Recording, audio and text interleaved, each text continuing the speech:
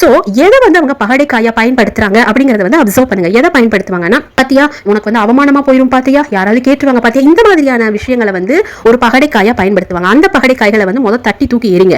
தட்டி தூக்கி எரிஞ்சிட்டு உனக்கு ஒரு அவமானமா உனக்கு வந்து அவமானம், நீ எப்படி மனுஷனோ அதே மாதிரி தான் நானும் மனுஷன் அப்படின்னு சொல்லிட்டு உங்களுடைய க்ளோஸ் சர்க்கிள்ல உங்க ஃபேமிலியில உங்க கூட பிறந்தவங்க யாரா இருந்தாலும் சரி அவங்க வந்து என்ன மாதிரியான வார்த்தைகளை யூஸ் பண்றாங்களோ அதே மாதிரியான வார்த்தைகளை யூஸ் பண்ணுங்க. என்ன விதமான டோன் யூஸ் பண்றாங்களோ அதே விதமான டோன் யூஸ் பண்ணுங்க. ஏன்னா அப்ப மட்டும்தான் வந்து அது வந்து பலன் கொடுக்கும்.